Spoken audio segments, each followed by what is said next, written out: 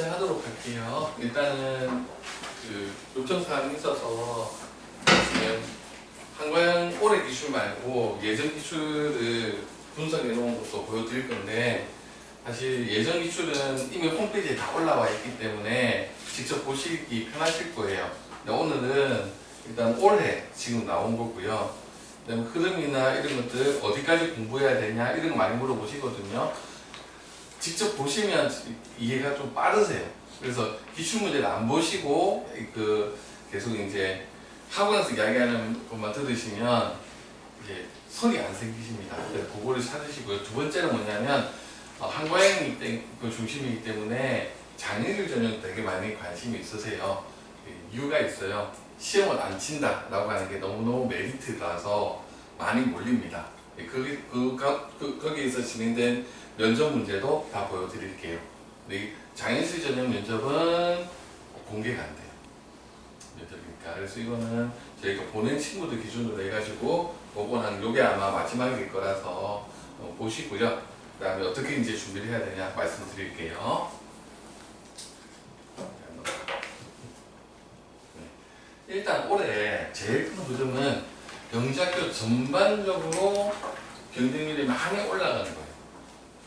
굉장히 많이 올라갔습니다. 그게 어머니들 마음을 잘 다 알 수는 없잖아요. 그죠? 다 알 수는 없기 때문에 추측은 하는데, 아무래도 최근에 수능이 바뀌고 있잖아요. 거기에서 쏠림 현상이 벌써 나타나고 있는 것 같아요. 제일 큰 게 뭐냐면 서울대가 정시에서 예전엔 수능만 잘 쳐도 이제 어쨌든 갈 수 있었던 학교였던 게 이제 생기부를 무조건 본다고 이야기가 되어 있거든요.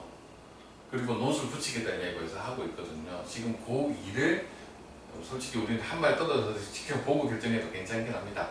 하지만 이제 고등학교를 선택해야 되는 입장에서는 고민스러운데, 그래서 수시 쪽이 강한 학교들, 그 다음에 반도체 계약학과 이런 것들이 생기고 있잖아요.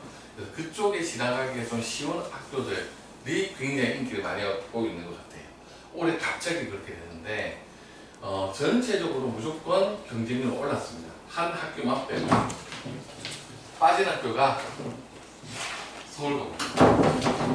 서울가고는 좀 내렸습니다. 그게 어떤 쪽에서는 올랐다라고 하시는 분들도 계신데, 일단 공식적으로 나오기로는 하락했어요. 그리고 전체 경쟁률도 좀 낮아요. 보시면 제일 치열한 게 세종가고가 지금 2020 작년에는 5.8대1, 대구가고보다 낮았는데 엄청 올랐습니다. 7.5대1. 그 다음에 여전히 대구가고도 높은 편이고요. 인천 엄청 올랐죠. 티나지 않고 올랐지만 인천 많이 올랐습니다. 이 두 학교가 지금 거의 7대1이 됐거든요. 그런데 지금 요게 빠졌다가 다시 올라갑니다. 그죠? 이게 되게 중요해요. 여기도 4대1에서 5대1에서 6대1 다 올랐어요. 전부 올라가고 있어요. 특히 이제 대전가고는 저기 갑자기 오르게 된 계기가 하나 있어요. 대전가고 내부의 입결이 갑자기 좋아졌어요. 좋아진 이유가 있어요. 저희가 보기에는 딱 하나가 바뀌었어요. 내신이 없어졌어요. 그러니까 대전가고가 한과형하고 똑같은 방식으로 내신이 나오기 시작했어요. 한과형은 내신이 없거든요. 내신이 없다는 건 무슨 말이냐면 수업을 듣는 과목에서 패스 아니면 페일. 페일이면 후배들하고 다시 들어야 됩니다. 통과 못하면 졸업 안 시켜줍니다. 졸업 학점이 안 나옵니다. 무조건 패스해야 됩니다.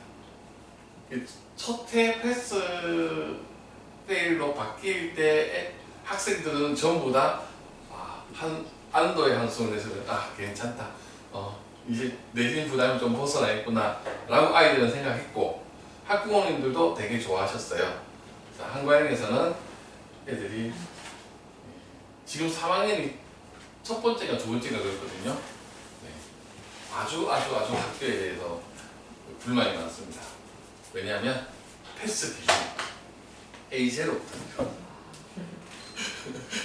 전에는 그냥 B 받고도 넘어갈 수 있는 과목이 있었는데 그런 게 없습니다. 전부 다 어렵게 바뀌었어요. 하지만 어쨌든 그렇게 바꿨기 때문에 학생들 입장에서는 내신으로 경쟁하는 게 없어요. 근데 대전이 그렇게 바꿨어요. 그렇게 바꾸고 갑자기 입결이 좋아졌어요. 지금 아시는 분들은 대전 많이 쓰려고 하십니다. 왜 그러냐면 예전에 대전 인기가 없었어요. 입결이 안 좋았어요. 대전 지역 과거보다도 입결이 안 좋았었어요. 근데 이제 내신을 싹 없애버리고 나니까 갑자기 비교 우위가 엄청 생기고, 그래서 지금 대전 과거 같은 경우가 제가 봤을 때는 좋은 사례가 될 것 같아요. 서울 과구는 왜 안 하냐면, 서울 과구는 좀 이따 문제를 제가 보여드리겠지만 솔직히 8박2일이어야 합니다. 자, 일단 KMO 물올 화올까지는 하셔야 되고요. 입상 수준 되어야 되고요. 그 다음에 학교에서도 생활 잘해야 되고요. 그 다음에 심지어는 많이 줄었고 이제 올해는 안 나왔다고도 하는데, 예년에는 1교시 문제에 영어도 나오고요, 사회 문제도 나오고요, 막 그랬었어요. 영재성 검사라는 이름으로. 그래서 교과 내용도 전반적으로 다 잘해야 되고 정말 8박2일이어야 되기 때문에 그 부분이 조금 어려웠어요. 두 번째는 대비를 너무 잘하는 학원이 옆에 있기 때문에 굳이 제가 그 학원처럼 일주일에 5일 공부를 제가 시킬 것도 아니고, 거기 가면 전체 120명 중에 70명이 그 학원 출신이잖아요. 그죠? 그만큼 공부를 시킬 수 있는 최적화된 커리큘럼이 있어요. 그게 이제 조금 말씀드렸던 KMO 물올 화올은 필수로 하고 가고, 거기에 문화생 원투 필수로 하고, 거기에 일반 물리학, 일반 화학까지는 하는 게 기본인 커리큘럼이 서울 과구입니다. 그래서 개인적으로 그래서 안 합니다. 두 가지 이유인데, 하나는 제 아이를 그렇게 공부시켜서 밀어놓고 싶지는 않아요. 특히 제가 가르친 애들은 더 하고요. 그렇게 안 해도 똑똑한 애들이거든요. 두 번째는 그렇게 해서 들어가서 비교 우위가 사라져요. 딱 하나만 좋습니다. 서울대 70명 갈 수 있습니다. 카이스트 몇 명 갈까요? 작년 기준. 서울대 70명 가는 학교에. 참고로 포스텍, 디지스트, 유니스트 이렇게 이공계 특성화 학교 있잖아요. 토탈에서 한 명 갔습니다. 카이스트 3명 갔나요? 확실히 5명 이하라는 건 확실합니다. 왜냐하면 최근 3년 동안 5명, 3명, 2명입니다. 그럼 나머지 아이들이 어디로 가냐? 대부분 연고대로 가요. 그리고 이제 만족 못하죠. 그러니까 이제 대부분 반수해서 다른 곳으로 가요. 그래서 서울에 있는 유명한 의대가 하나 있죠. 거기가 재수생 비율 60%고요. 영재고 출신이 비율이 30%인 학교가 있습니다. 네, 그렇게 가는 거예요. 그래서 서울 가구는 지금 오늘 설명에서 좀 제외되어 있어요. 대비 방법이 뚜렷하게 나와 있는 학교고 잘하는 학원이 있습니다. 그리고 이런 이제 서울대를 가는 게 궁극적인 목표이신 분들은 포기할 수 없는 학교거든요. 그래서 그 부분은 지금 여기에서 조금 제외되어 있다고 보시면 됩니다. 그 다음에 이제 공동 출제되는 영역은, 요거는 확실한 정보는 저랑 그 부분 알고 있어서 그 설명 때 간혹 말씀을 드리는데, 그 중복 지원이 지금 안 되잖아요. 예전에는 중복 지원이 됐더랬어요. 그 중복 지원이 안 되게 된 이유는 회의를 해서 그래요. 어디서 했냐면 대전에서 회의를 했고요. 그때 제가 대전에 출강 나가는 때고, 저랑 가까운 지인이 요 교육부 소속의 영재학교 교장단 회의에 배석을 했었어요. 그래서 거기서 나온 이야기를 제가 들었는데 그대로 다 되고 있으니까 아마 맞는 것 같아요. 첫째, 교육부 요구사항이 입시 기간을 간소화해달라. 너무 길다. 그때는 4월달부터 8월달까지였거든요. 근데 이제 영재학교 쪽에서 무슨 이야기를 했냐면, 아니 저기 자기소개서 추수가 1000개, 2000개 들어오는데 그거 검토하려면 그 정도 시간이 필요하다. 그런데 왜 그렇게 많이 들어오냐? 중복 지원 가능하니까 애들이 여기저기 다 넣는다. 아, 그러면 중복 지원 없애면 그 호수가 좀 줄어도 되겠네? 없애자. 그래가지고 중복 지원 없애졌던 거예요.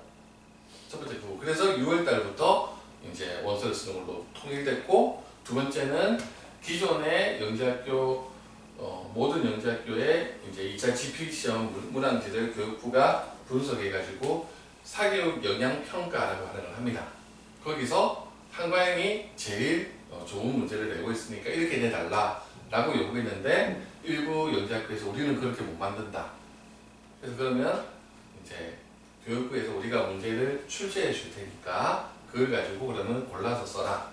대신에 처음에는 단답형이 있지만 나중에 결국 한과행식으로 내겠다. 이렇게 해서 순차적으로 지금 바뀌어가고 있습니다. 3년 전에 대전과고 3년인가요? 6년인가요? 네. 연도로 조금 헷갈릴 수 있으니까 이해해 주시고요. 대전과고 설명회에서 대전과고 입학처장이 올해부터는 주관식 단답형을 지향하겠다. 그 해부터 이제 공동출제되는 영역에서 모든 문항들이 주관식 서술형으로 바뀌었습니다. 그러면 올해는 더 하겠죠. 뭐 일부 저희 문제 복원한 게 있긴 한데 네, 그렇게 바뀌었어요.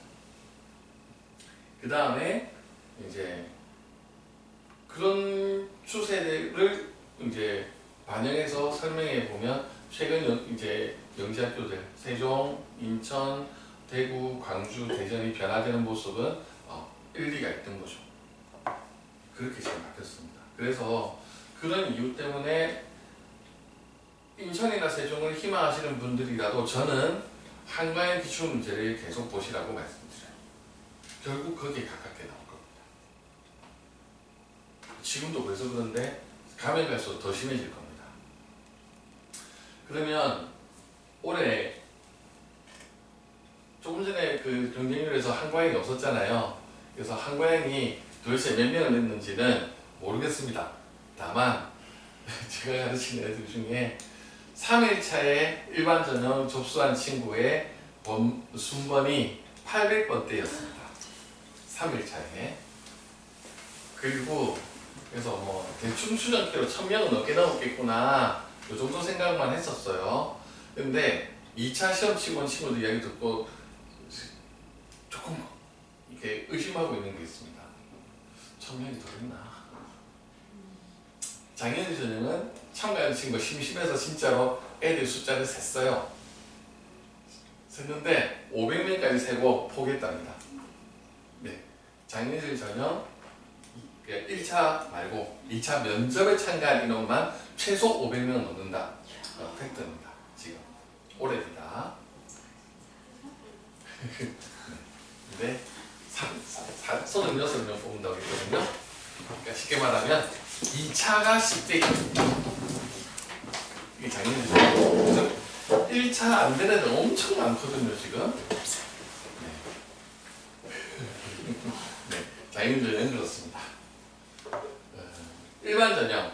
그러면 이제 120명 중에 한 40명, 36명 정도가 이제 작년 전형이라고 하니까 올해 이제 36명보다 작게 뽑지 않겠냐라고 기대하고 일반 전형 그래도 90명 뽑겠지라고 기대했는데 진짜 90명 안 될 것 같습니다.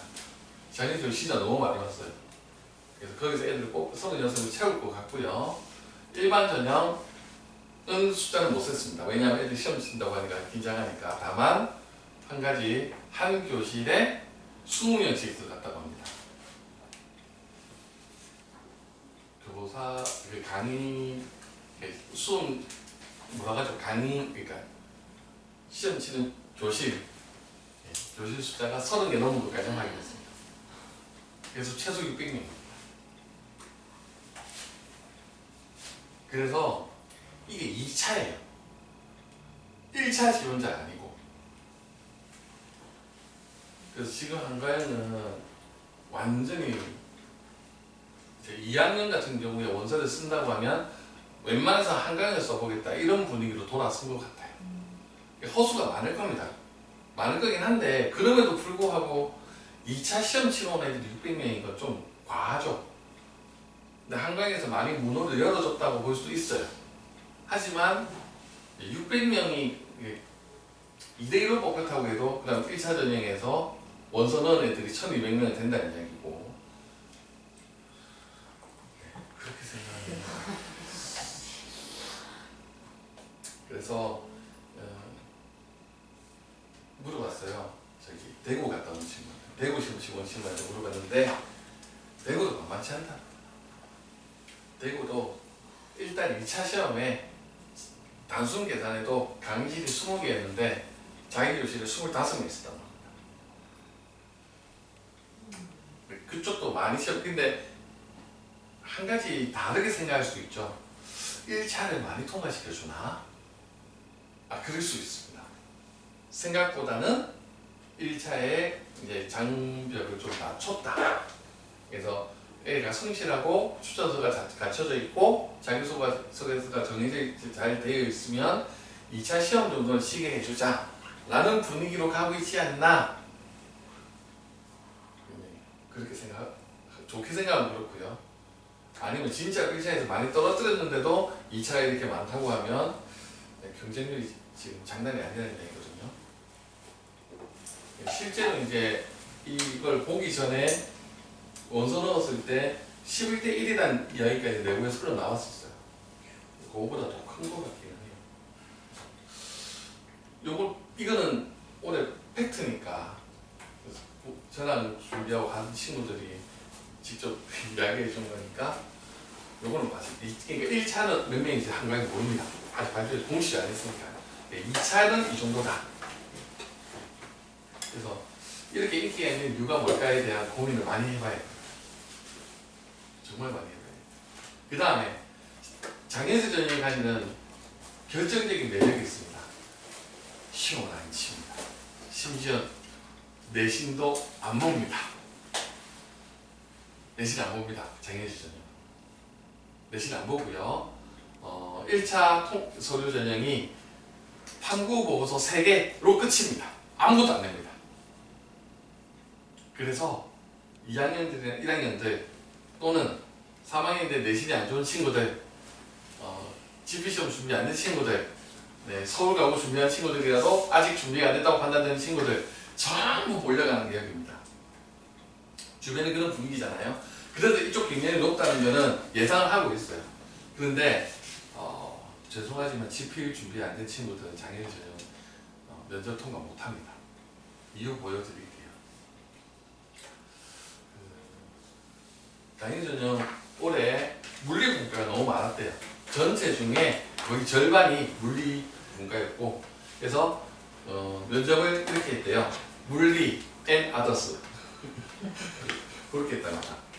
그래서 물리하고 수학 정보가 같이 했다고 하던가 그 정도로 하고 나머지는 전부 다 따로 있다고 해서 나머지 분과 쪽은 제가 많이 안 했어요.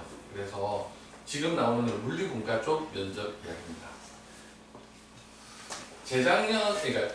작년에 이제 장애인 전형 면접에서 나온 이야기가 있었어요. 뭐가 있었냐면 3년 전 한과의 2차 GP 문제를 물어봤다. 그 이야기가 있었습니다. 그래서 준비를 시켜서 보냈어요. 그리고 이 친구는 기본적으로 이제 영재학교 대비를 이제 GP 대비를 꾸준히 하고 있는 친구고요. 2학년입니다. 현재 스펙만 갖고 보면은 통과할 거라고 기대하는 친구인데 모르겠습니다. 우리 경쟁 이야기 듣고 나서 안 돼도 우리 서운해하지 말자 이렇게 이야기하고 있는 상황인데 보낼 때는 100% 통과될 거라고 기대하는 친구거든요. 요 문제는 거의 정확하게 이제 이야기했을 겁니다. 요거는 뭐냐면 2004년 2004년 기출문제입니다. 나중에 보여드릴게요. 그래서 이 친구가 이 문제는 저하고 한과의 문제는 이렇게 나온다라고 할 때 10년 단위로 3개 문항들을 보여주거든요. 2004년 나왔던 거, 2014년 나왔던 거, 2024년 나왔던 거 딱 보여주면서 수준이 어떻니 딱 보여주면 아이들이 공부를 한 친구들이면 큰 변화가 없네요. 그래, 요 능력을 갖추면 합격해. 요렇게 제가 이야기를 하거든요. 그 문제는 2014년 문제예요. 거의 완벽하게 똑같이 나왔어요. 그래서 엄청 자신있게 설명했다고 합니다. 불안하죠. 그런데 떨어지면 어쩌지? 네. 그래서 이게 어떤 거냐면 물 위에 나무 도막을 띄워놓고 이제 전체 길이에 비해서 일부가 떠 있다. 그러면 밀도가 얼마냐 계산해라. 그 다음에 여기 작용하는 R자임이 어떻게 되는지 이거 살짝 눌렀을 때 어떻게 되냐, 손 뗐을 때 이거 어떻게 움직이냐 설명해라. 이렇게 문제가 나왔습니다. 사실은 답을 못했으면 큰일 났을 건데 자기는 답을 잘했대. 그리고 이제 두 번째 문제가 엄청 쉽습니다. 자, 100m 달리는 100m 달리기 선수가 10초 기록을 가지고 뛰었다. 첫 번째 질문은 답 못한 친구가 아무도 없습니다. 평균 속도가 얼마냐? 그래서 16%가 되는 것. 근데 두 번째 질문이 뭐냐면 실제로 어떻게 달렸는지 그래프 그려라.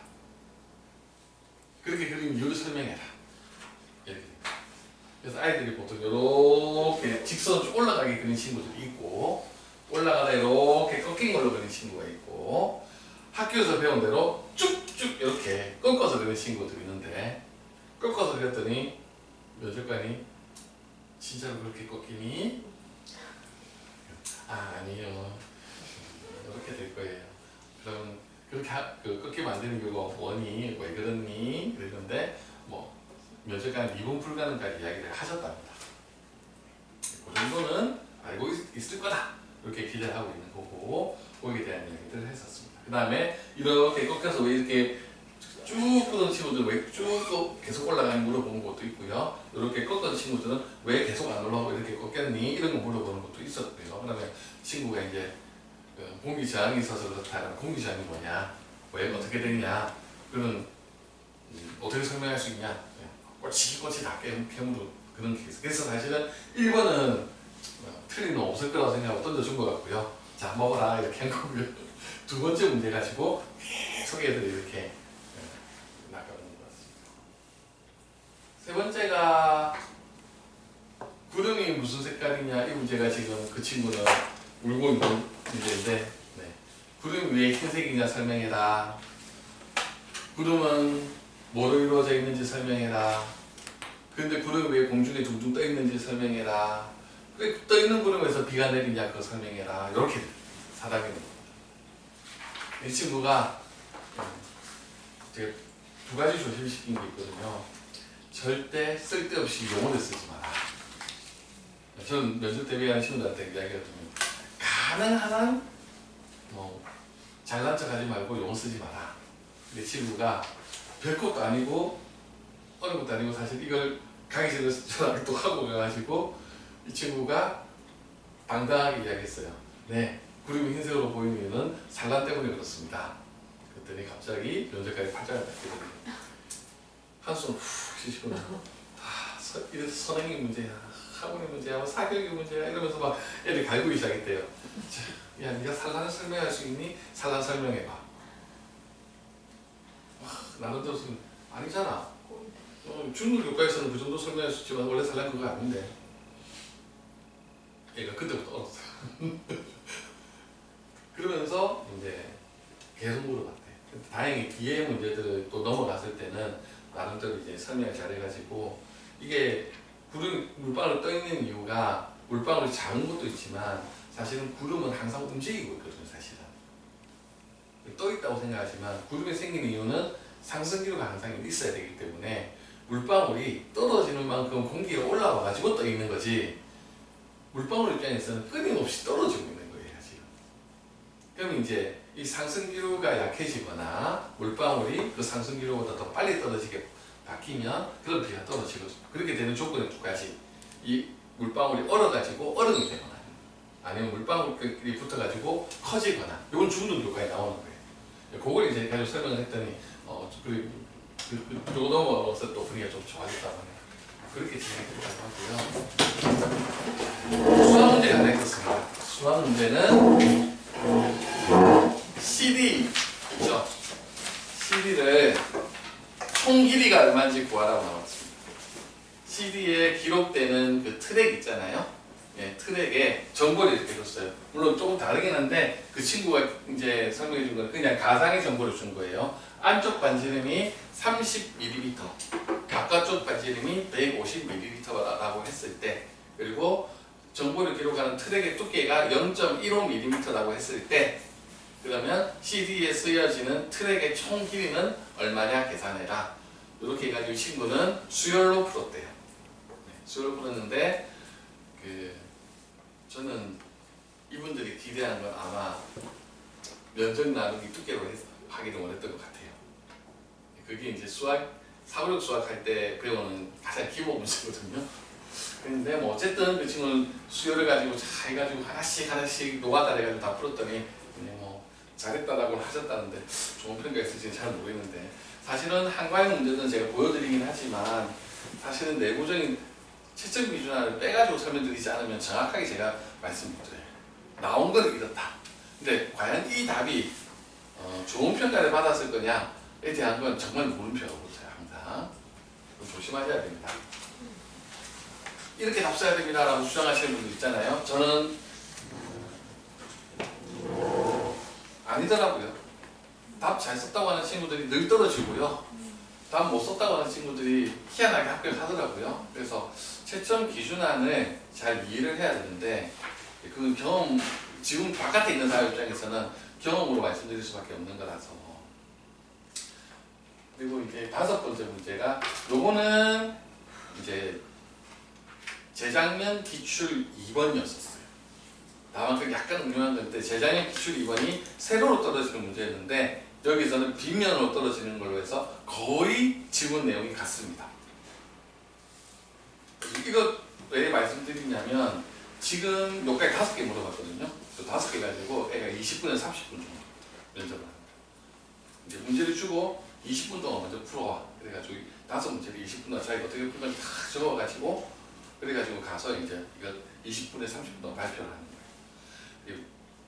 왜 작년 전형 보여드리냐, 이 문제들을 가지고 말씀드리냐면, 작년실 전형이 시험 대비가 안 돼 있으니까 면접만 하고 통과할 거라고 생각하시는 분들이 아니라는 걸 아셔야 됩니다.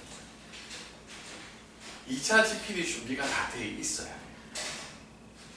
특히 어디가 내가 지원하는 쪽에서, 내가 물리로 지원한다, 그러니까 물리를 다 할 줄 알아요. 그리고 화학으로 지원한다, 너 화학에 대해서 다 할 줄 알아요. 그래서 지필 대비가 안 되어 있다. 그러면 1차가 통과되더라도 실제 사례입니다. 나가는 아이 뒤통수에다 대고 너는 정말 발명 열심히 했는데 공부가 안 되겠네. 공부해서 와라. 예, 그리고 떨어졌어요. 그 다음에 다시 가서 붙었어요. 지금 3학년이에요. 우리 수강원 친구예요. 진짜 얘기하는데 그랬어요. 나오는 면접만 치고 나오는 뒤통수에다 대고 그렇게 말씀하셨단 말이에요. 그 친구도 물리분과에 있었거든요. 그 친구한테는 포물선까지 다 물어봤어요. 교과로 따지면 포물선은 물리2에 나오는 거거든요. 지금 어머니들이 이해하시기로는. 그래서 그까지 다 물어봤어요.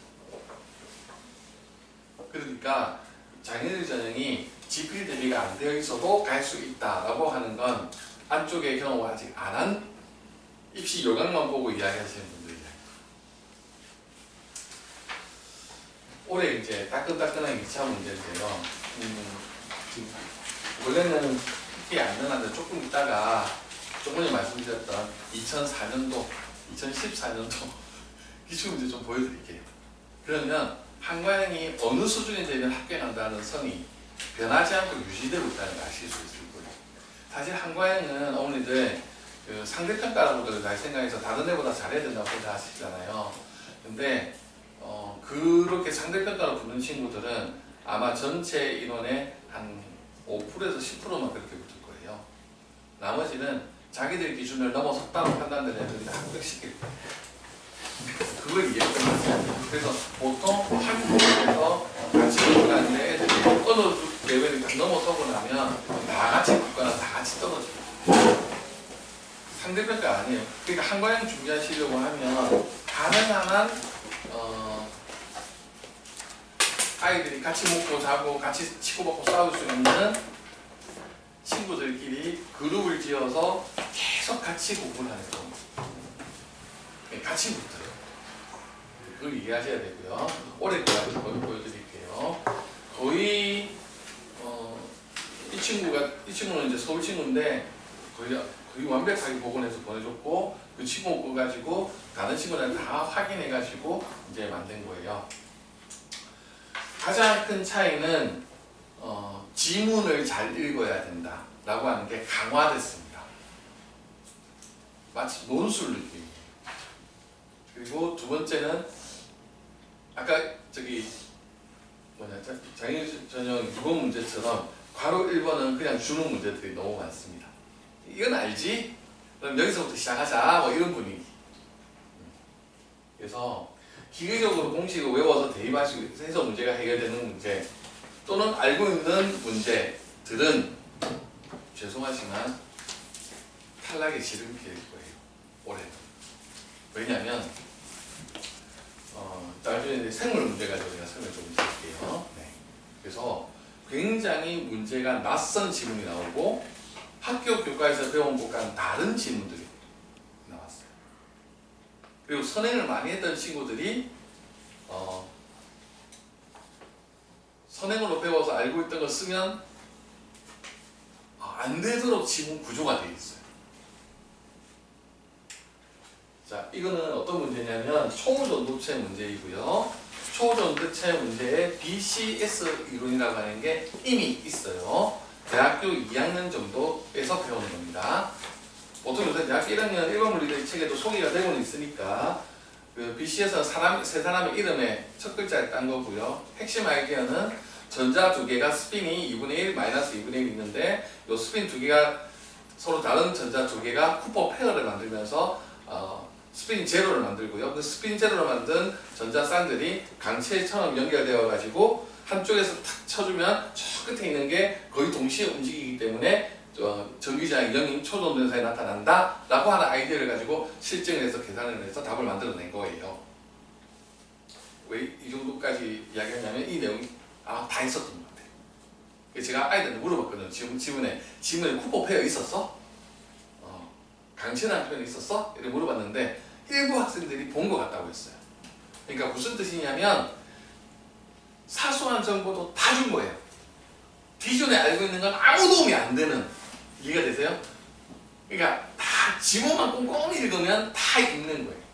특히 이게 아예 가장 핵심 모든 문제를 푸는데 중요한 게 있는데 초전도 상태가 아닐 때는 저항이 15ohm으로 고정된다라고 하자 이렇게 문항에서 딱 지문에 주어져 있어요. 요거 가지고 이게 열쇠예요. 나머지 문제를 하는데 그래가지고 인계온도 전후에 여기에 저항에 전압계가 달려있는데 전압계에 몇 볼트가 나오는지 써라.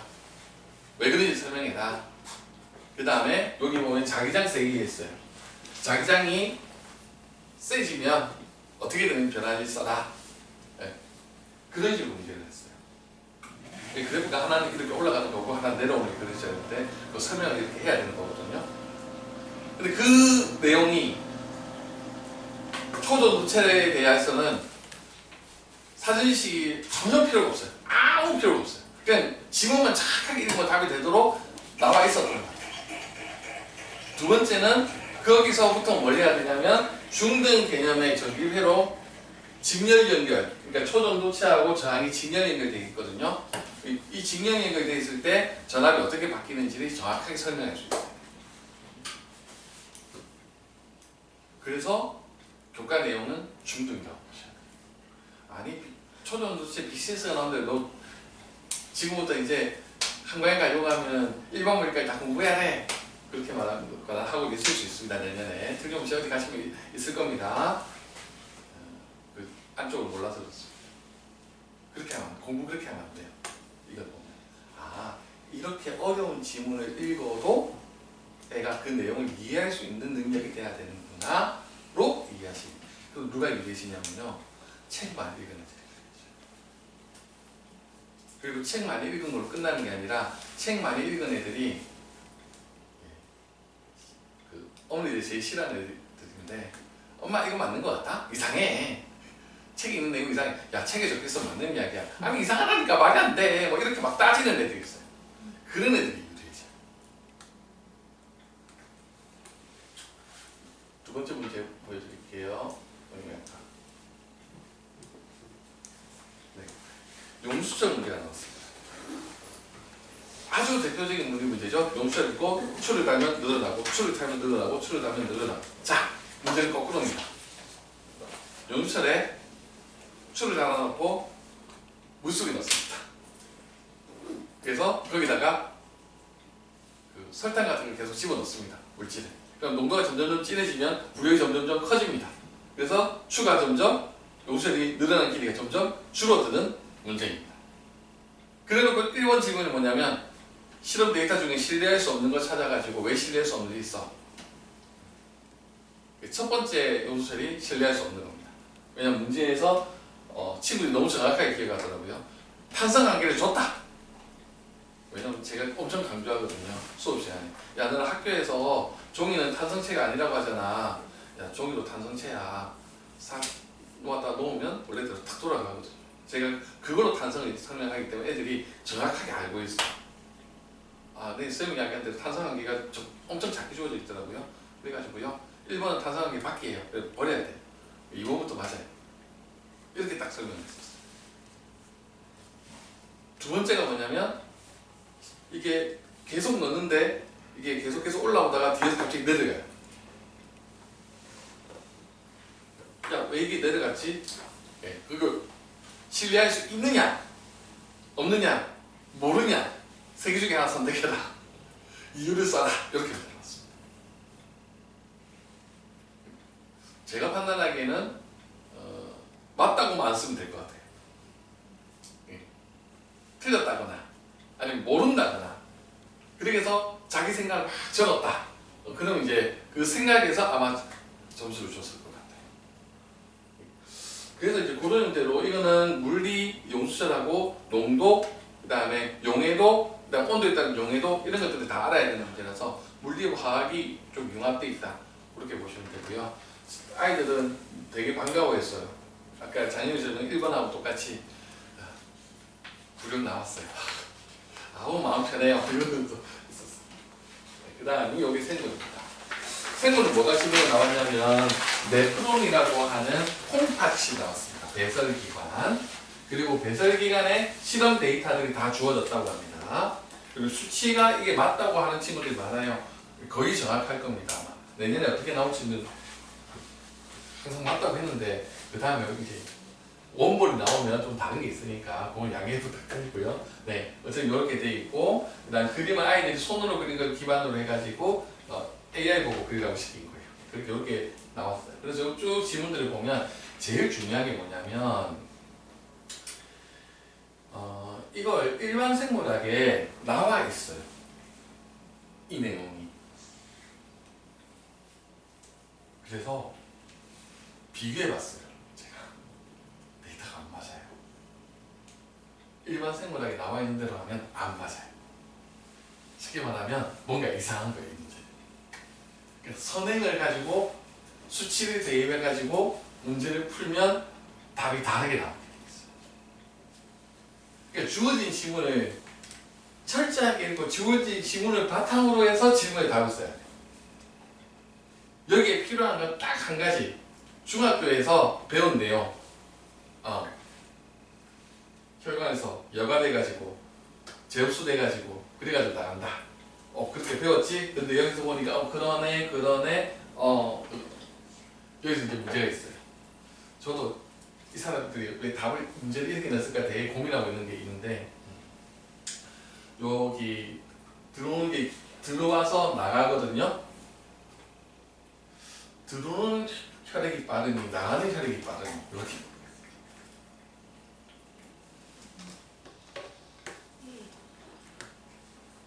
근데 이게 둘 다 말이 되거든요. 그리고 실제 어떤지를 조사해 봤더니 나가는 게 빠르대요. 들어오는 게 느리게 들어온대요. 근데 애들이 그 생각이 좀 어려워. 그런데 그거 물어봤어. 그래서 사전 지식보다는 굉장히 지문에 있는 내용을 꼼꼼하게 읽고 그 지문에 있는 데이터를 가지고 이 문제의 시문에 대한 답을 만들어가는 과정을 이제 해야 되는 상황이더라고요. 이게 생물이에요. 저희 때 생물하고 그 다른 거예요. 저희 때는 안 되면 외우면 되는 거고, 그죠? 통으로 외웠거든요. 저희 국사 공부하듯이 생물 공부했단 말이에요. 국사 책 통으로 외웠었거든요. 제가 학력고사 들어가서 아시겠지만 학력고사 들 때는 국사 책에 A가 B가 된다라고 썼는데 A만 B가 된다라고 보기에 나와서 그건 틀린 거. 저희 그렇게 외웠던 공부를 했단 말이에요. 생물도 그렇게 공부했어요. 책에 나와 있는 거기 수치까지 통으로 다 외웠단 말이에요. 근데 이거 전혀 다른 거죠. 수치를 알 필요가 없어요. 죽는 개념만 알면 꼼꼼하게 문제를 읽어서 답을 적게 해놨더라고요. 그 다음 넘어가겠습니다. 그 다음에 생물 분류하는 문제가 나왔어요. 생물 분류하는 문제인데 딱 보자마자 제가 친구들한테 이를 가르쳤어요. 진짜 문제 어렵구나. 왜냐하면 내장교라고요. 집신벌레가 같이 있어요. 이게 저도 정말 그 생물 선생님한테 매번 물어보는 게 왜 대장교라고 집신벌레가 다른데요. 하나가 원형이고요. 하나는 원생이에요. 버섯이 있어요. 이끼가 있고요. 그 다음에 그래서 이게 진짜 중학교에서 배우는 생물 단어 전체를 다 알고 있어야 쓸 수 있어요. 그래서 하나도 꼼꼼하게 이게 그 시스템 자체를 다 이해를 하고 있어야 돼요. 그래서 저희처럼 외운 친구들은 못 풀었어요. 우리 다 외우잖아요. 종속 과목 관계 외우잖아요. 그게 아니고 거기에 들어가는 게 어떤 분류 체계를 가지고 있는지 다 알아요.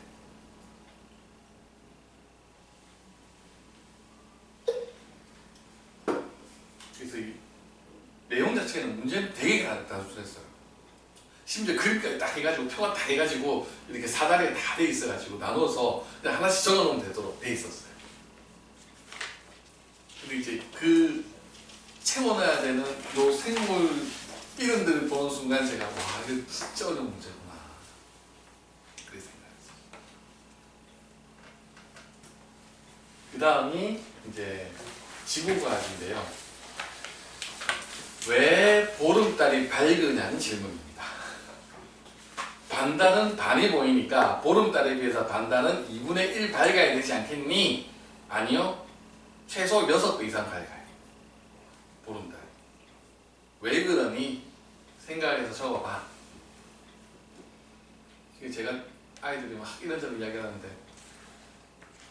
최소한 꼭 적어야 되는 거 하나 적었니? 라고 물어본 게 달이 평면이 아니야. 달이 이렇게 동그랗잖아? 그러면 반달은 네가 옆에 면을 보는 거야? 그러면 반사가 어떻게 되겠니? 옆으로 반사되는 게 별로 없겠지. 그림을 그려봐. 우리 지구에서 이렇게 배우는 거잖아요. 적도가 덥고 중위도가 좀 이렇게 추운 이유가 단위 면적이 이렇게 같은 면적이 서 있는데 수직으로 들어오니까 실제 면적이 크고 우리가 중위는 누워 있으니까 어떻게 돼? 햇빛이 적게 들어오잖아. 요거예요 지금 핵심은. 제가 보기에는 요걸 쓸 수 있겠지라고 생각하고 문제를 낸 것 같아요. 그리고 그 다음에 이제 사실 연구된 바로는 그림자 때문에 그렇다고도 합니다.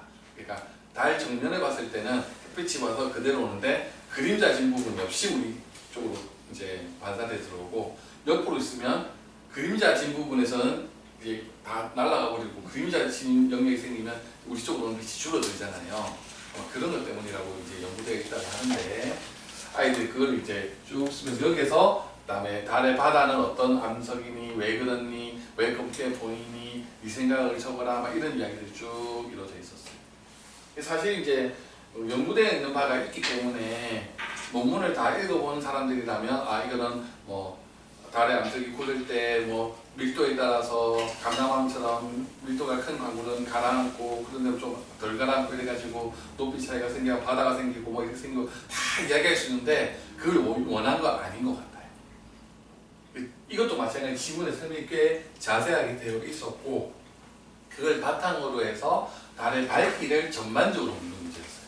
밝은 무늬는 왜 생기니, 어두운 무늬는 왜 생기니, 보름달은 왜 밝고 반달은 왜 어둡니 이런 것들 다 물어본 거예요.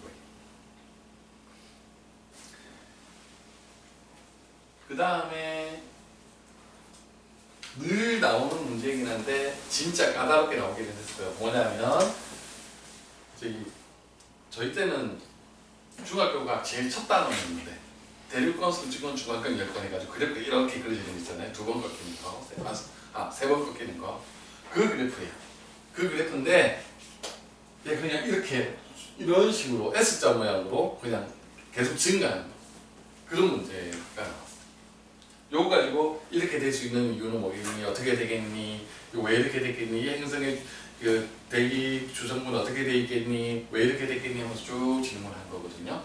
그래서 이거는 전에도 비슷한 문제가 나왔었어요. 뭐냐면 우리 세 번 꺾이는 거에서 한 번만 꺾이는 걸 이렇게 내놓고 왜 이렇게 됐겠니? 라고 물어봤던 게 성축은 없어서 이런 이야기들 나오게 만드는 거였거든요. 그거 유사한 문제인데 이제 이 그 온도 분포가 외계 행성이다. 이거는 논란의 여지가 좀 있는데 그 외계 행성의 대기를 어떤 성분으로 되어 있는지를 알 수 있는 방법을 써라. 이렇게 이제 문항은 확실해. 그런데 아이들하고 저하고 이 문제를 복원하면서 고민한 게 그 행성의 대기를 퍼가지고 올 수 있었느냐 아니면 못 가져오고 그냥 관찰을 통해서 하는 거냐 둘 중에 어느 거냐에 대해서 어떤 애들이 가져올 수 있었다고 하고요. 어떤 애들은 아니 그거 아닌데요. 그냥 봐서 아니에요. 이렇게 얘기하는 애들이 있거든요. 요거는 이제 원 문제가 나와봐야 될 것 같아요. 그러니까 대기를 직접 가져왔다고 하면 지구에서 그 대기를 어떻게 이제 분석하느냐. 그래서 뭐 온도를 낮춘다든지 압력을 높인다든지 이렇게 가지고 물질 분리, 혼합물의 분리로 가는 건지 아니면 진짜 아이디어 싸움인 건지 그거는 정확하게 모르겠습니다. 이건 그 제한 조건에 따라서 답이 조금 달라질 것 같아요. 그렇게 문제가 나왔습니다. 한참 설명하는데도 저도 좀 있었는데 오늘 해주시죠. 그나마 이제 재미난 겁니다. 수국 색깔 바뀌는 거. 네. 네. 이 문제를 보고 아 내가 잘못 알고 있었구나를 알게 된 문제입니다.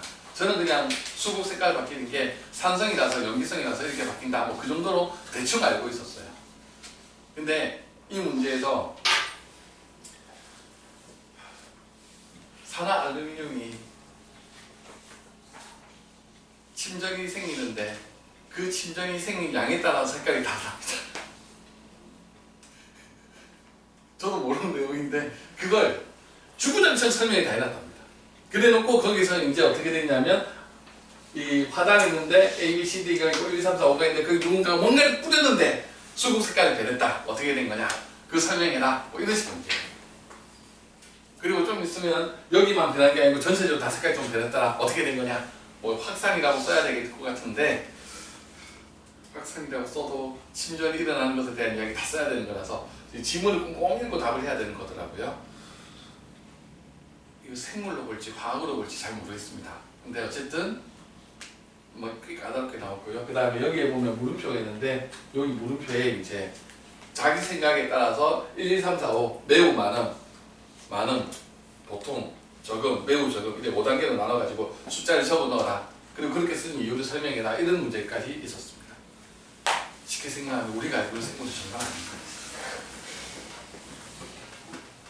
제가 가가지고 이 문제 볼 때 수국이네? 산성이라서 염기성이라서 아니네. 그러면서 엄청 힘들었을 것 같아요.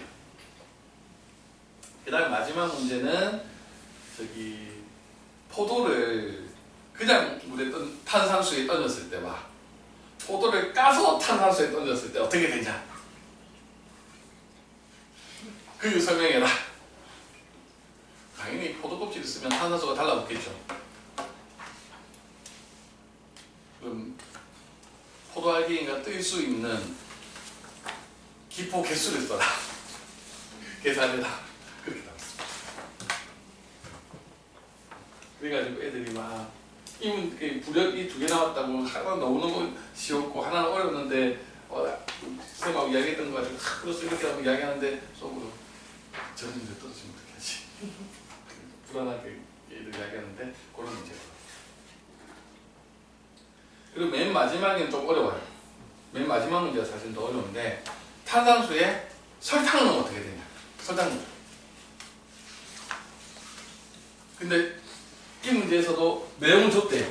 설탕물을 넣으면 이산화탄소의 용해도가 그렇게까지 떨어진다. 그럼 어떻게 되겠냐? 애들이 용해도가 떨어진다라고 하는 것에 대해서 중학생들이 오해하는 경우가 많아요. 용해도가 떨어지면 기포가 엄청 많이 생기거든요. 그러니까 무슨 말이냐면 탄산수를 우리가 사이다 뚜껑을 딱 열면 기포가 생기잖아요. 그게 용해도가 낮아져서 생기는 거예요. 근데 보통 거꾸로 생각하잖아. 탁 열었을 때 기포가 확 올라오면 와 이산화탄소 많이 들어있다 맛있겠다 이렇게 다들 생각하는데 이게 반대거든요. 왜냐면 이산화탄소가 녹아 있었으면 뚜껑을 따도 어떻게 되냐면 안 나와야지 녹아 있는 겁니다. 그래서 그게 이제 거꾸로 해석이 돼야 되는데 그걸 제대로 했는지가 조금 이제 의문이. 과학은 이렇게 8문제가 나왔습니다. 소문에도 많았고요. 2시간 55분이거든요. 시험 치는 시간이. 2시간 50분을 쉬지 않고 썼는데도 다 못 적었다고 합니다. 그만큼 적을 게 많고 글을 읽고 쓰고 할 수 있었어요. 그래서 이거는 암기를 해서 2시간 50분을 썼다라고 하면 그 친구는 무조건 합격이어야 되잖아요. 그게 아닌 거예요. 문제를 보면 계속 문제에 대해서 생각하고 답을 쓸 수 있는 문제들이기 때문에 2시간 50분을 쓸 수 있는 거예요. 그래서 이제 일단 외우고 보는 시험 대비를 하는 경우에는 이제 어렵습니다.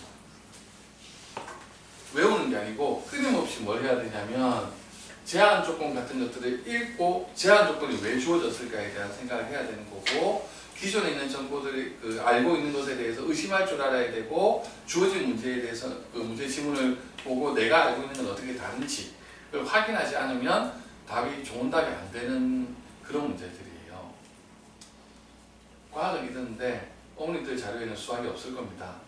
왜냐하면 수학은 4문제밖에 없는데 4문제 문제가 너무 어렵다 해가지고 기억하는 애들이 하나도 없어요. 그래가지고 4문제 문항은 죄송하지만 저도 모릅니다. 그냥 무시하게 어려웠다.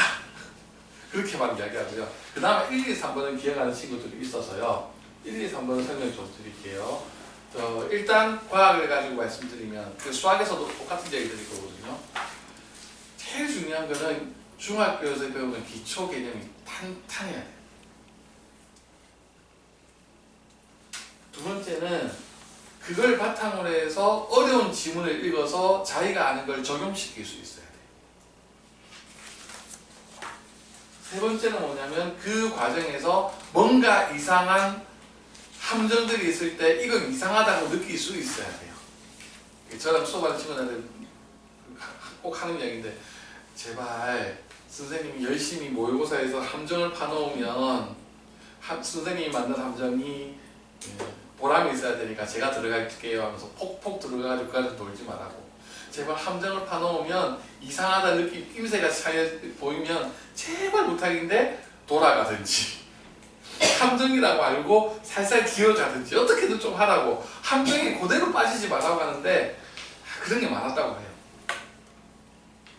그런 것들은 이제 항상 고민을 좀 해야 될 부분이 있습니다. 자, 수학 문제입니다. 학생들한테 1번부터 10번까지 번호를 달아줍니다. 그리고 카드가 있습니다. 카드를 한 장씩 뽑습니다. 단 자기 번호는 못 뽑습니다. 자기 번호 제외한 나머지를 뽑는 겁니다. 그래가지고 이제 이런 질문들이 있습니다. 그 다음에 거기에서 무슨 실제 제외된 카드 값에서 실제 카드 값을 뺀 값을 오차라고 이제 정의를 했어요. 이거는 수학에서 말하는 오차 아니고 사실은 이거는 수열에서 이게 교란 순열이라고 하는 순열을 꼬아가지고 이렇게 만들어 놓은 거예요. 그래서 어디에 나오냐? 공통수학입니다. 근데 공통수학을 몰라도 풀 수는 있습니다. 단 좀 괴롭습니다. 근데 제가 보기에는 모르는 애들이 이 문제를 풀어야 합격 가능성이 높았습니다. 그러니까 기존에 있는 문제풀이법을 그대로 쓰는 건 무조건 안 좋습니다. 근데 어쨌든 교과 내용으로 따지면 공통수학까지입니다. 공통수학입니다. 두 번째는 그림이 좀 잘 안 보이는데 요거 말씀드릴게요. 동그라미 안에 작은 동그라미 하나 끼어 있는 겁니다. 이해되시죠? 두 번째 그림은 동그라미 큰 거 두 개에 작은 거 끼어 있는 그 사이에 또 작은 거 또 끼워 넣습니다. 세 번째 거는 동그라미 사이에 정사각형을 넣고 그 옆에 또 정사각형을 넣고 또 정사각형을 넣는 이런 문제입니다. 그림 이해되시나요? 네. 그래가지고 첫 번째 이거 증명하래요. 저 수학 잘 못하니까 아이들한테 시켜서 저걸 증명하라고 하는 거고요. 두 번째는 이걸 n번째 쭉 가는 거니까 n번까지 가지고 규칙이 어떻게, 그 다음에 이건 정사각형을 넣었을 경우에 규칙이 어떻게, 이렇게 이제 문제를 했답니다. 그래서 그 K모 했던 친구들은 뭐 조금 편했다 이런 이야기들을 하더라고요.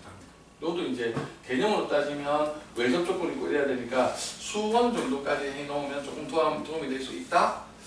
근데 저는 수원에서 하는 그 수열 방식보다 항상 한과형 수학 문제는 어떤 문제가 나오든 간에 최소 한 문제 이상은 노가다 하게 돼 있거든요. 이건 그 문제에 가깝다고 봐요.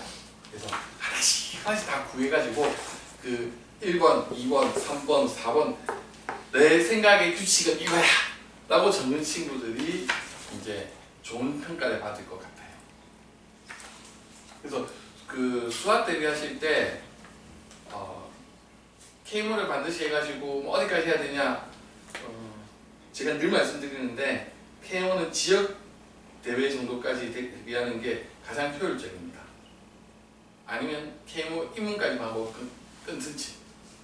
왜냐하면 하면 할수록 이런 문제 푸는 게 어려워집니다.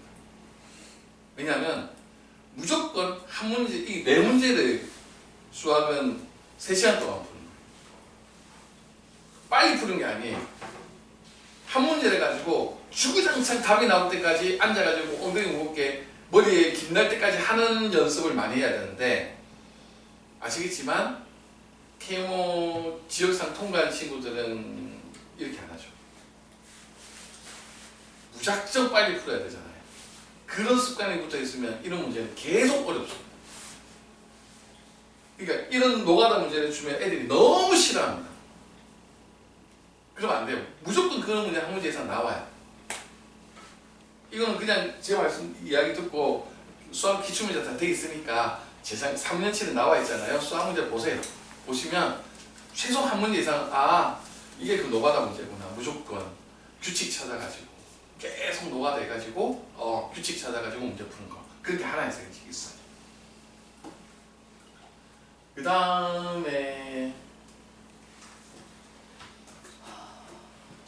이런 거. 이렇게 2차 방정식 주고요. 2차 방정식 안에 m이라고 하는 걸 집어넣고요. 그 다음 m의 값에 따라서 이게 어떻게 되는지를 설명해라. 근데 이 복원한 친구들 또 이야기 들어보니까 또 두 개로 갈라져요. 이거 좀 다를 수 있으니까 어쨌든 이런 식의 문제. 2차 방정식이에요. 2차 방정식인데 2차 방정식 안에 2차 방정식이 또 들어있다 생각하시면 되고요. 그래서 이제 m이라고 하는 새로운 게 들어가가지고 이 m 값에 따라서 근이 있을 수도 있고 없을 수도 있고 이런 문제가 있는 거예요.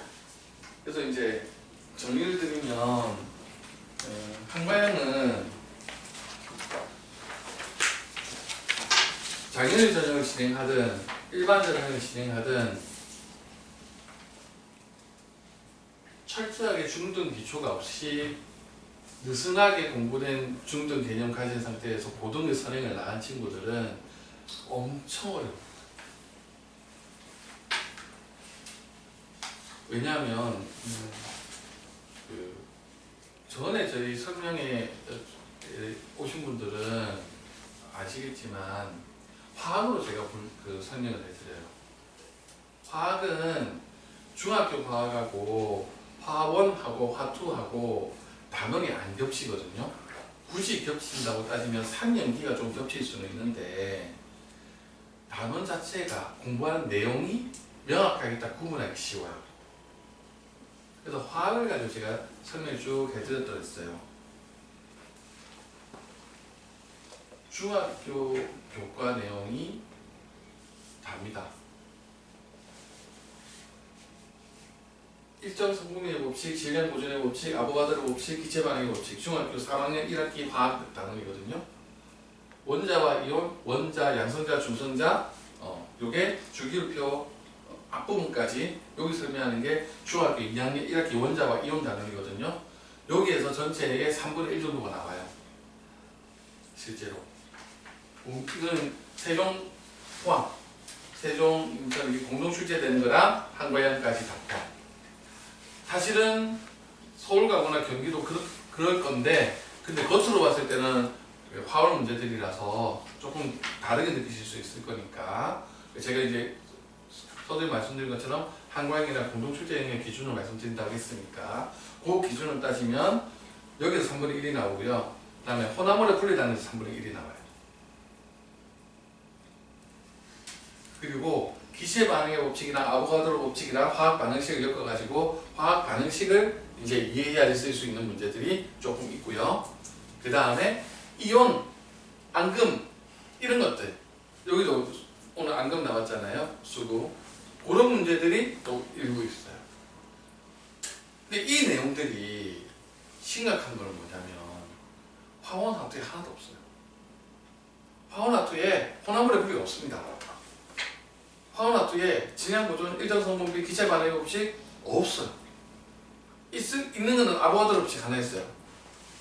화학 제일 처음에 배우는 몰 단원 배울 때 아보가드로 법칙이 나오기 때문에 아보가드로 법칙 하나 있고요. 나머지는 지금 교과에서는 안 다룹니다.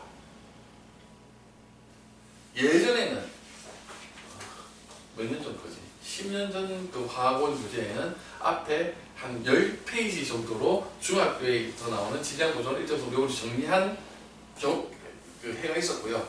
그 다음부터는 이것조차도 없어졌어요. 화원, 화투 열심히 공부한 친구들, 화월 공부 열심히 한 친구들이 중학교 걸 공부 안 한 경우가 생각보다 많더라고요. 그럼 문제를 딱, 기출문제를 푸는 저희 반에 딱 와가지고 처음 문제를 딱 보자마자 하는 이야기가 중학교 때 배운 건데 기억이 안 나요. 그리고 올해도 마찬가지인데 영재학교 시험 치고 온 2학년들, 야 너네 저 화공화투 공부할래? 그러면 안 할 건데요. 하나도 안 나와요. 화월 행시분들은 알아요. 안 나오는 거예요. 시험 치고 보면 알아요. 그냥 지금 화원화투 진도 나가신 친구들이라면 그냥 기출문제 프린트 해가지고 화학문제 동그라미 쳐봐. 화원화투 있는지 확인해 하시면 돼요. 그럼 화원화투는 왜 하냐는 게 중요한 거죠. 시키잖아요. 장현희 전형 보시면 이해되실 거예요. 3차 때문에 해야 돼요. 내가 화학자가 되고 싶다고 했는데 화원화투를 공부 안 했다. 상자 어떻게 대비하죠? 장현희 전형을 만약에 넣었다.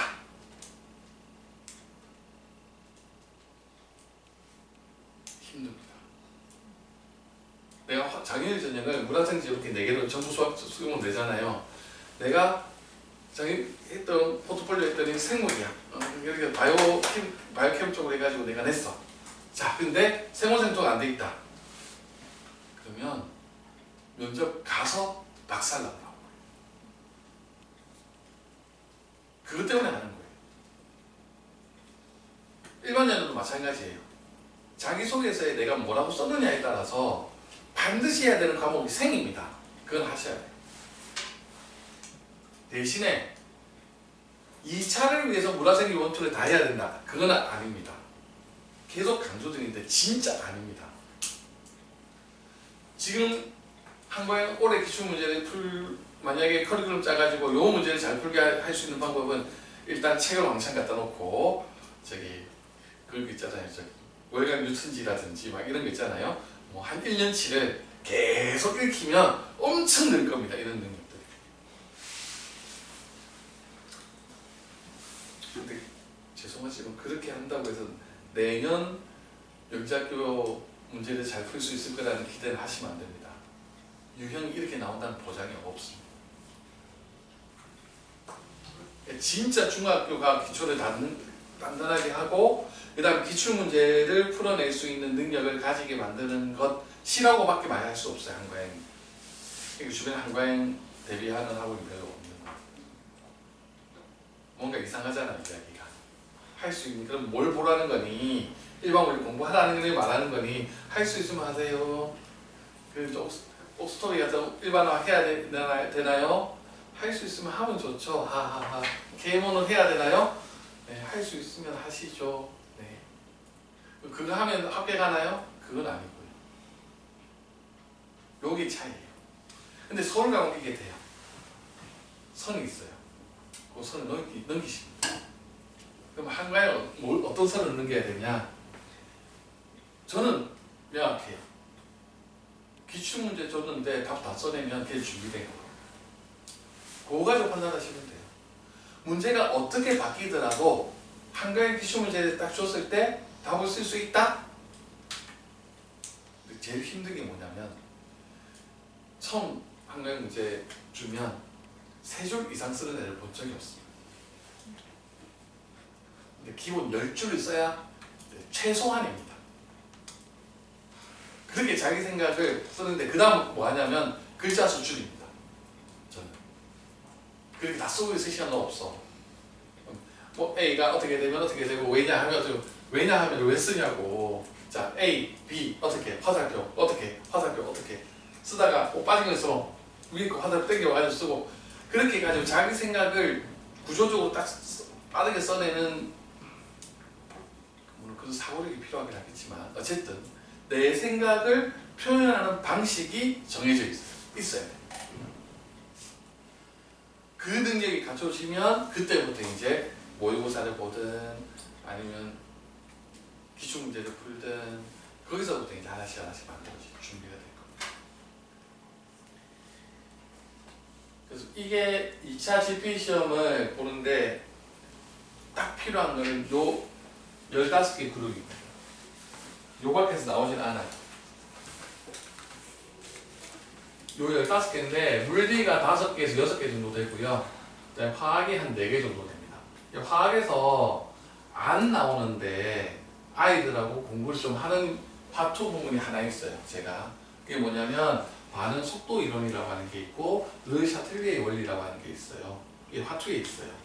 근데 요거는 화학의 어떤 변화를 설명하는데 되게 도움이 되는 사고방식이기 때문에 요거는 따로 공부를 시키고요. 나머지는 전부 다 중학교 화학 기준으로 시키고요.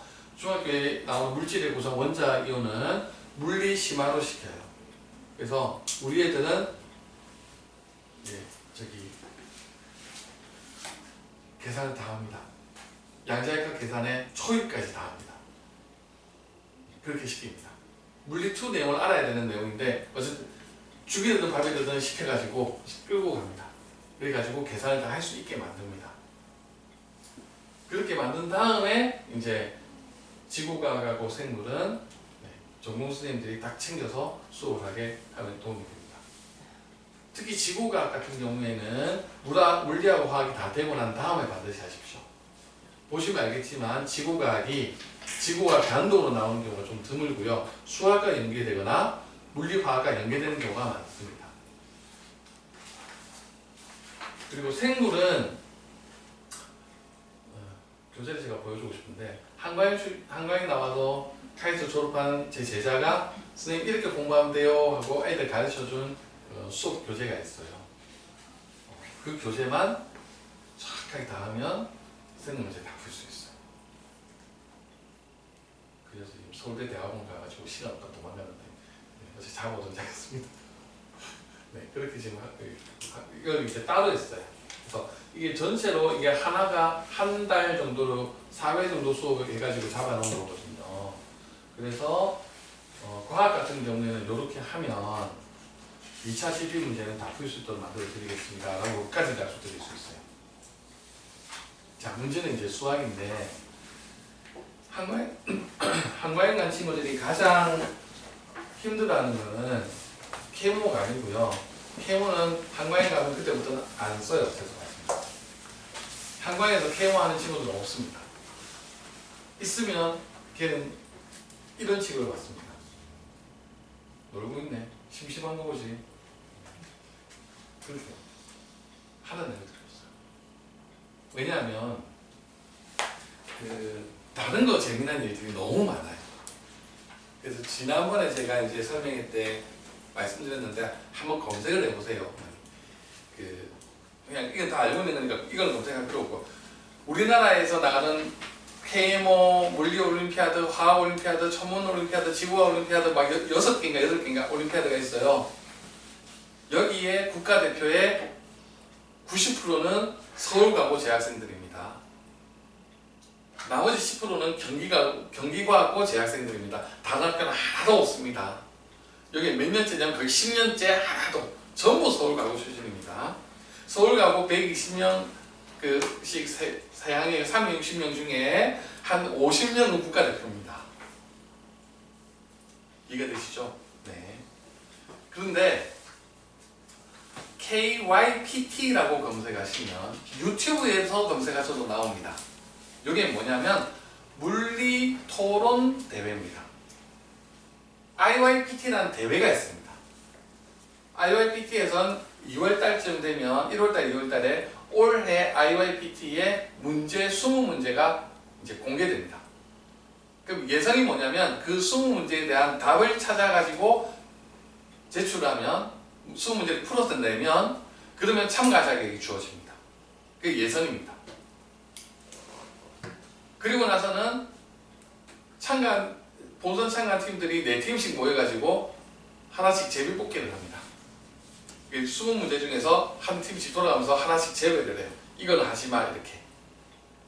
그럼 제외한 나머지 중에서 하나씩 자기들이 이제 발표할 문제를 찾아가지고 그 문제에 대한 솔루션을 발표를 하고 반박을 하고 그 친구들의 반박에 대해서 이제 평론을 하고 종합적인 평가를 하는 형태로 4팀이 4번 발표를 해가지고 32개 팀부터 시작하나? 그래가지고 올라가는데 요거 결선이 유튜브에 공개되어 있습니다. 조금 편집을 하셨으면 좋겠던데 편집 하나도 없이 통으로 있어서요. 중간에 비는 시간 1시간씩 있고 이러니까 쭉 이렇게 다 옮기면서 보셔야 되는데 거기 보면 이제 이런 건 정말 재미난 물리 주제구나 이런 것들이 있어요. 예를 들면 빗면에 나사못을 굴립니다. 어떻게 떨어질까요? 볼펜 같은 건 떼굴떼굴 굴러 떨어져야 되는데 나사못은 머리가 있으니까요. 얘가 이렇게 진동하면 내려갑니다. 이거 진폭이 내려가면서 커짐이 작아지는 이거거든요. 2022년도 문제일 겁니다. 그래서 이거를 한과영 친구가 2022년 3번째 팀으로 발표를 했을 거예요. 그런 거 하는 거예요. 자, 그러면 수상자, 그 유튜브에 있는 거는 저런 문제 보는구나 하면 형식이 나와 교수님들이 다 보고 계시다가 16분 정도 되는 교수님들이 숫자판에 되게 듭니다. 몇 점. 그렇게 해가지고 그 점수를 가지고 경쟁하는 거거든요. 그런데 당연히 민사고 있고요. 한과에 있고요. 매번 있던 학교인데 용인고가 매번 있어요. 용인고 제가 잘 몰라서 근데 있어요. 항상 하나고 있고요. 그 다음에 뭐 경기가고 인천가고 막 다 있어요. 한 학교가 없어요. 있을 거라고 기대는 학교가 없어요. 심지어 장려사기도 없어요. 수상자 목록에 단 한 팀도 없어요. 최근 3년 동안은 제가 본 적이 없습니다. 그게 학교 분위기예요. 근데 이 KYPT는 국가대표를 뽑아야 합니다. IYPT는 나갑니다. 민사고 친구들이 목을 맵니다. 이유가 뭘까요? 유학가. 거기 국가대표가 됐다라고 지키면, 참고로 저기 소위 말하는 아이비리그나 이런 데는 KMO 국가대표는 안 받아주거든요. 안 받아줘요. 근데 IRPT 국가대표는 일단 서류 전형이 대부분 통과가 돼요. ISEF라는 대회도 있어요. 저희가 많이 하는 건데, 수강원에서. KSF라고 또 대회 하거든요, 똑같이. ISF에서 노미네이트가 되면, 거기 수상자 목록이 우리 그 팀 이름이 적히면, 분야가 12개 정도 있거든요. 그 12개 분야에 자기 분야로 원서를 쓰면 일단 칼텍에 서류 통과가 돼요. MIT가 통과가 되고요. IBD가 우선 통과가 돼요. 중요한 대회죠. 작년 KSF의 특별상 전부 한과입니다. 이유가 있습니다. 얘네들이 KSF 준비를 하나도 안 해요. 할 필요가 없어서요. 학교 안에서 2학년 때 하는 R&D 활동을 해가지고 진짜로 심심하니까 모여가지고 논문 써서 제출해서 상 받아가요.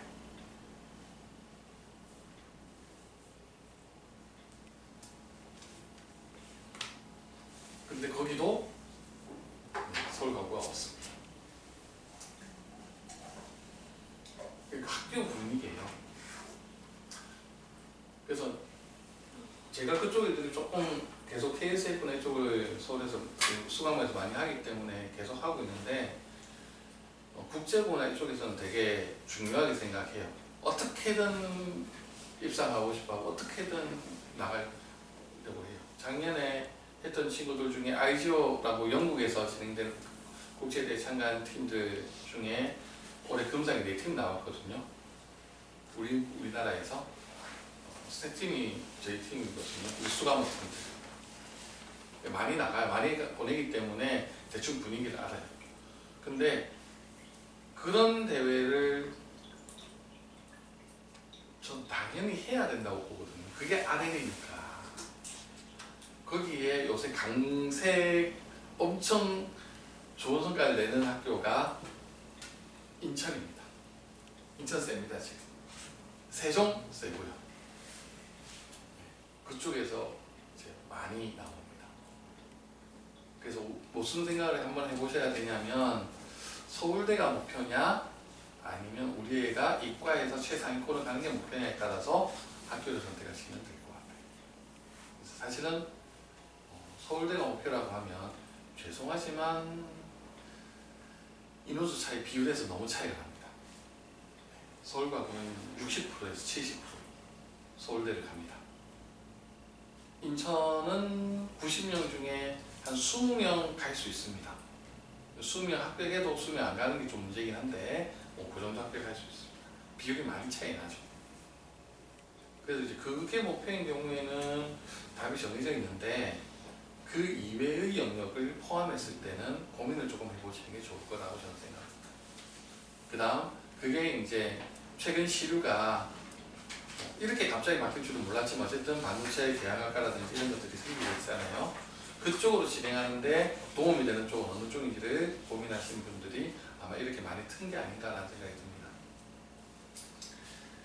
그래서 두 가지 솔루션인데, 장년실 전형을 준비하시고 싶다라고 하시면 빠르게 상담 부탁드리고요.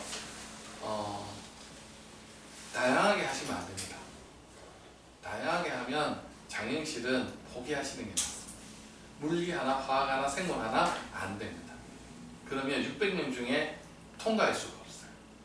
확실하게 물리면 물리, 화학이면 화학, 하나를 뾰족하게 만들어야 되는 게 장년실입니다. 그리고 그게 히스토리를 만들어야 됩니다. 아주 또 뚜렷하게 발전해 온 히스토리가 있어야 됩니다. 두 번째는 그 분야에 대해서 공부는 할 수 있는 한 많이 하시는 게 좋습니다. 그 다음 용어를 설명하는 데 있어서 중학교 개념으로 대학교 개념을 설명하는 정도는 돼야 됩니다. 그 정도로 중학교 개념이 심화가 되어 있어야 됩니다. 그게 장인의 전형을 진행하시는 분들한테는 제가 이제 해야 된다고 말씀드리는 거고요. 일반 전형은 1단계, 3단계랑 2단계는 따로 준비를 하시라고 말씀드려요. 2단계는 2단계 진짜 입시답게 기출문제 중심으로 해서 하시고요. 뭐 한강이 아니라도 여기는 세종, 인천 다 포함이에요. 1차, 3차를 묶어서 준비하셔야 돼요.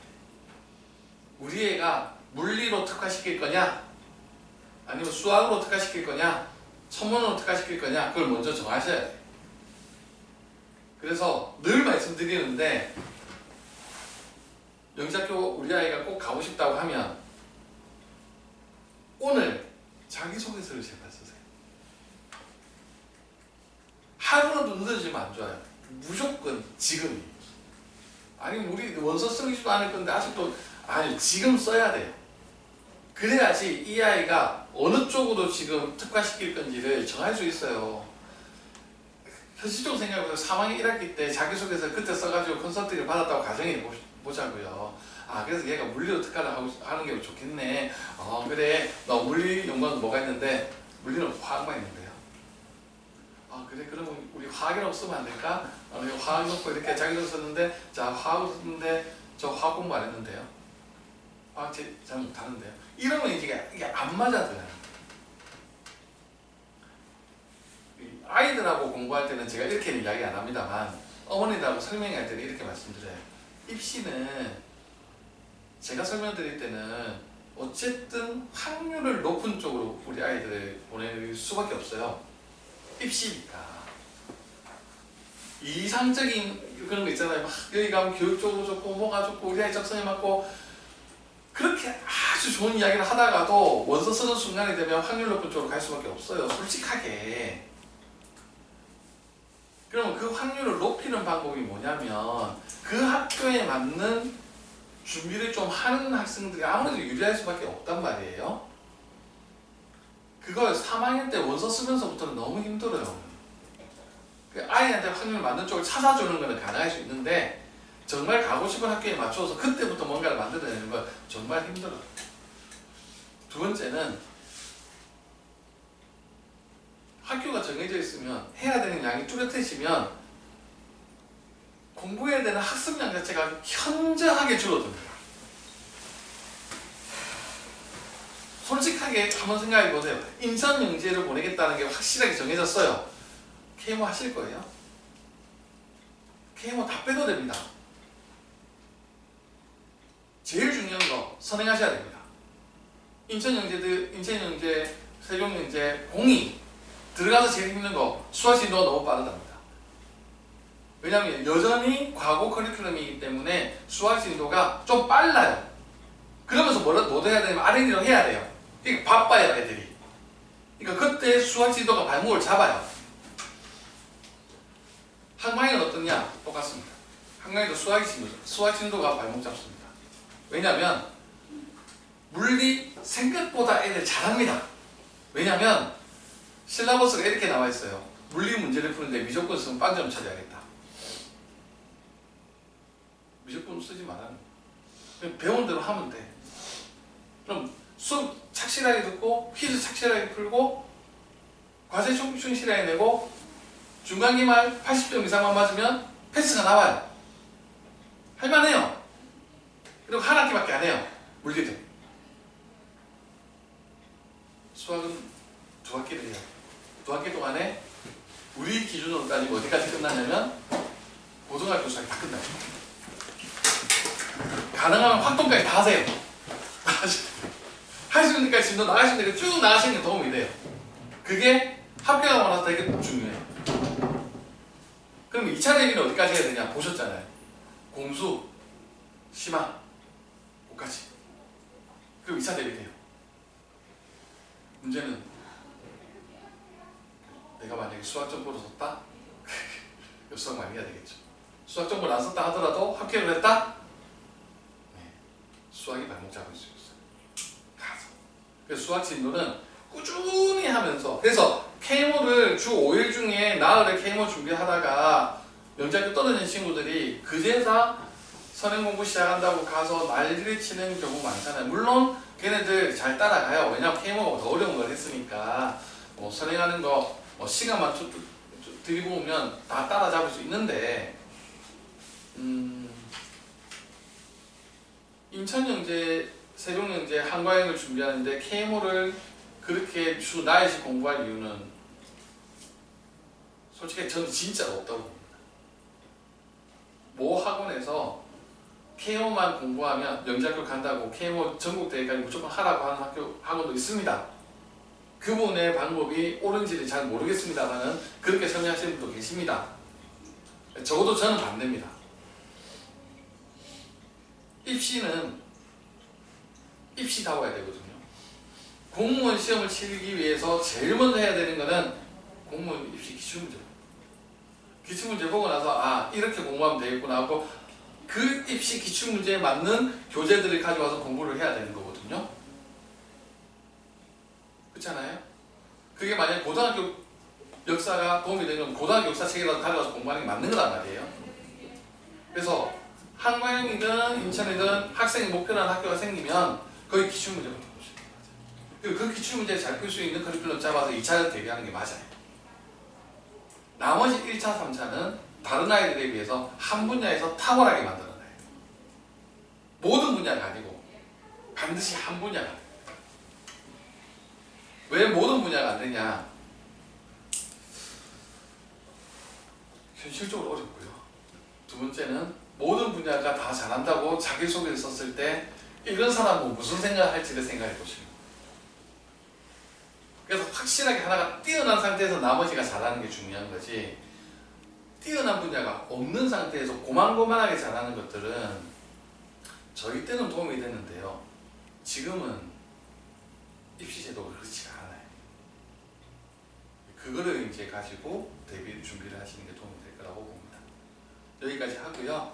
저기 약속드렸으니까 그거 보여드릴게요. 기출문제를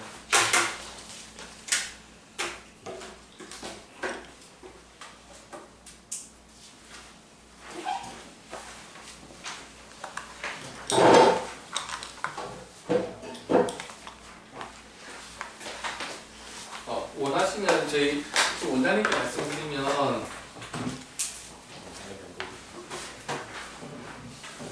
지난번에 2024년, 2025년까지 그 화학 분야 기출문제 전부 다 해가지고 분석했던 자료, 저 설명했던 썼던 거 다 있거든요. 서울가고는 없고요.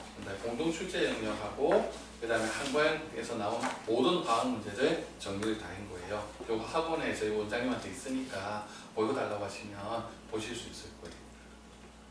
요거 말고 화학이 있으면 제가 거짓말 하는 거니까 비교해 보시면 되고요. 네, 여기 그렇고요. 그 다음에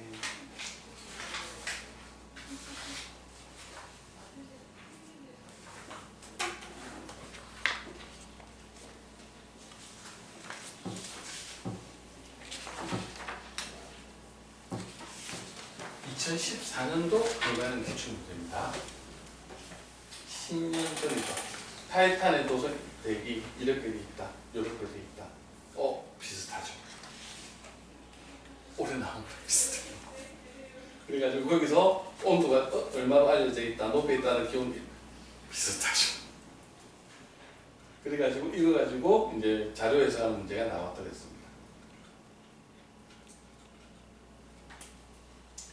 그리고요.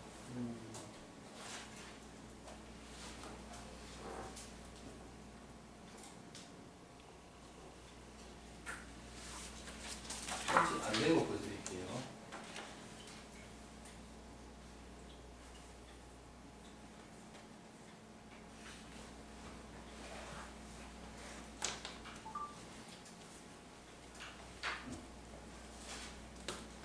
이게 2005년 문제입니다.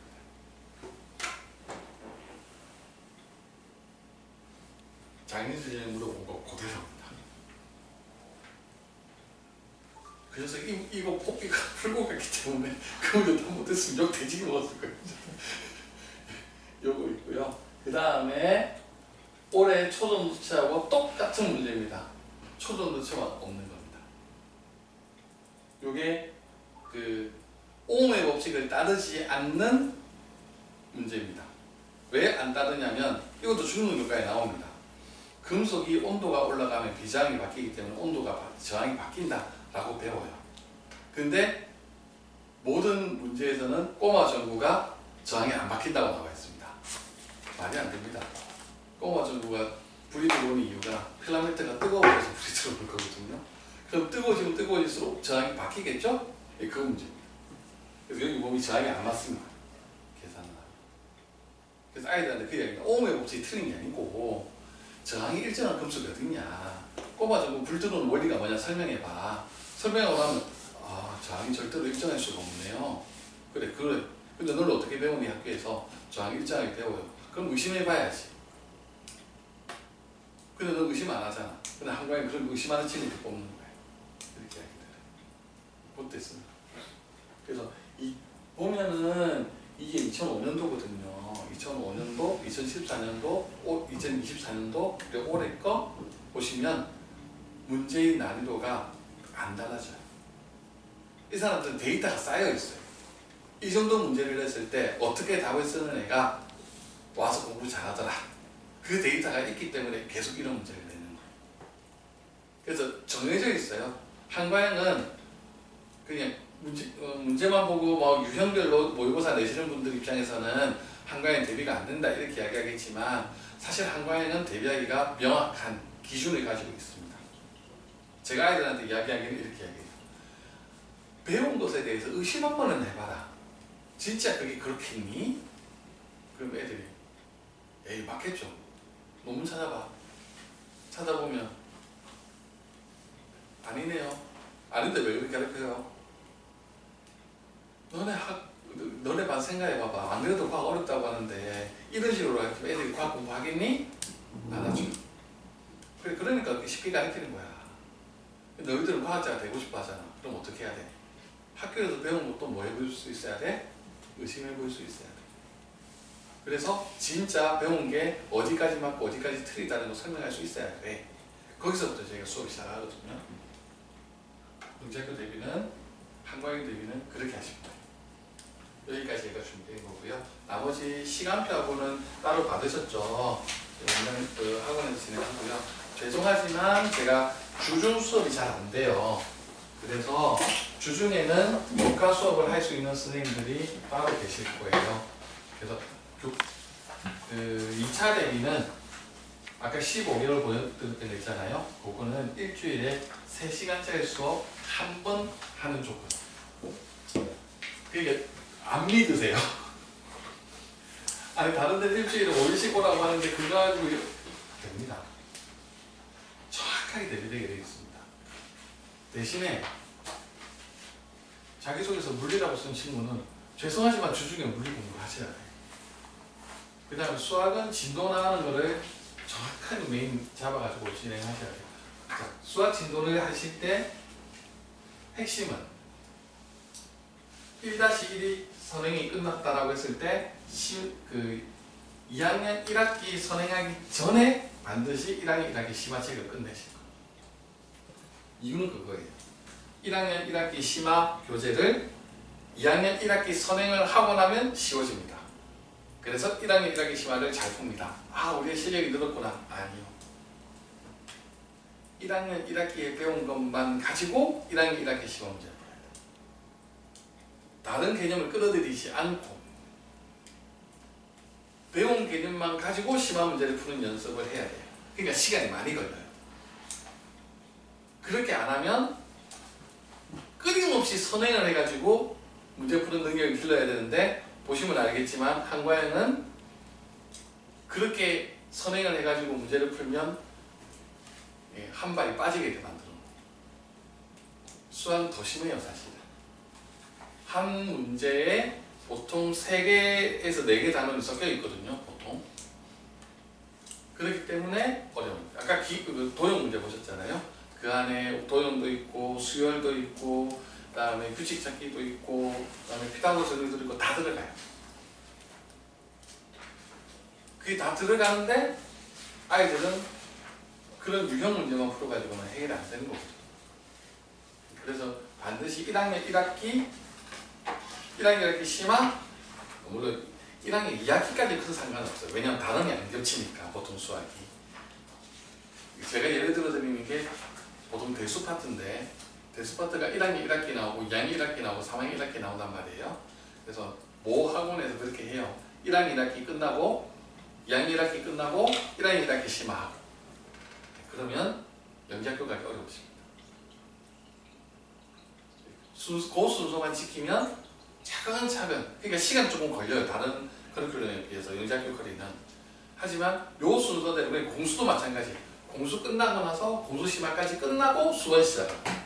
수원하고 수투할 때 저기 뭐 미적이나 활동 이런 거 하기 전에 반드시 수원 심화를 끝내고 그 다음 단계 가고 같은 계열에서 선행을 해가지고 심화를 해결한 요 패턴을 안 하면 그럼 제대로 하고 계십니다.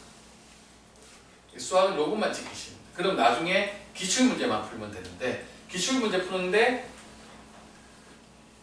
죄송하지만 우리 아이들이 풀어야 되는 기출문제가 공개된 게 공동출제 영역에서 나와 있는 게 지금 6년치 나와 있고요. 한과형은 3년 전에 자꾸 지우거든요. 게시판에서. 3년밖에 없지만 사실은 공개된 게 2020년도부터 공개된 게 있으니까 2022년부터 공개된 게 있으니까 2022년부터 다 기출문제 있다고 보시면 돼요. 2022, 23, 24, 25, 26, 27 6년치잖아요.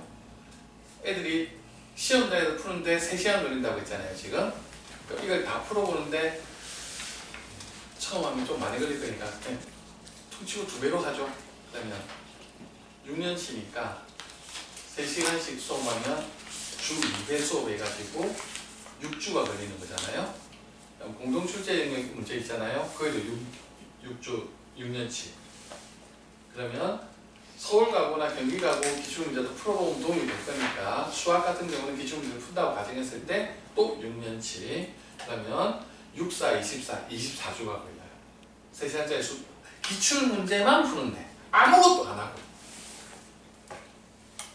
근데 제가 그 전에 기출문제 6년치에 더 들고 있거든요. 저 앞에 가면 그 중에 대수만 묶어가지고 책 2권 만들어 놓은 거 앞에 있어 보시면 돼요. 그거 다 풀려요. 그렇게 하면 또 이제 24주가 더 되면 대충 1년이 나와요. 그러니까 기출문제만 쭉 푸는데 1년 걸린다고 생각하시면 돼요. 그러니까 수학도 학년 2차 대비는 주 3시간째 수업 1회 기준으로 1년커리 잡으시면 기출문제를 싹 풀어본다. 딱 맞고요. 그 다음에 과학은 제가 말씀드린 15개월 요거를 방학 때 사실 지구과학이나 생물 좀 집중 특강을 해야 되니까 그거 해야 되는 거고 그렇게 처리를 하면 대충 1년커리가 나와요. 그리고 이제 모의고사라든지 기출문제도 과학도 꾸준히 풀어나간다고 가정했을 때 1년 정도 잡아야 되고 그렇게 하면 총 2년 정도의 2차 대비는 완벽하게 마무리 지을 수 있어요. 자, 그러면 우리 애가 2학년이다. 그러면 저희 원장님 어떻게 구워 삼으시든지 과학 수업을 주 2회로 깔면 돼요. 주 2회 1년 하면 해결이 됩니다. 그래서 수업 숫자가 작잖아요.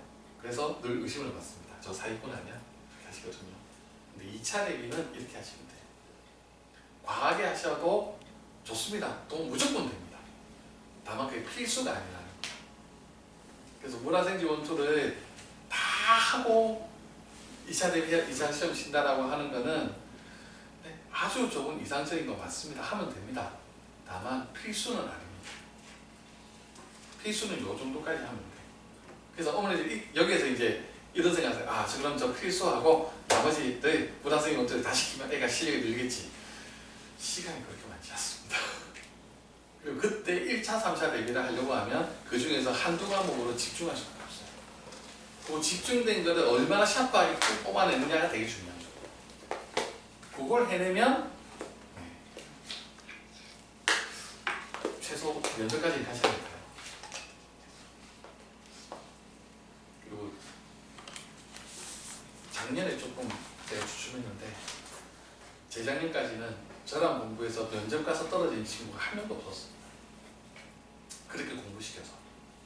근데 작년에 두 놈이 떨어져가지고 한국에서 과거 갔는데 그 공부 방식이 제가 이제 하드 트레이닝 하는 방식이 좀 아니라서요. 아이들이 스스로 공부하는 거 조금 필요해요. 그래서 제가 이제 오늘 이렇게 부탁드리는 거는 일주일에 과학 3시간 수업하면 반드시 주중에 3시간짜리 수업을 하나 비워가지고 자기 스스로 공부하는 시간 3시간 만들어주세요. 이렇게 이야기드려요. 그 시간표에 넣어야 돼요. 아예 학원 가듯이, 스터디룸 가든지 어떻게 하든지 딱 정해가지고 그래서 수업 1시간만큼은 반드시 자기 공부를 해요.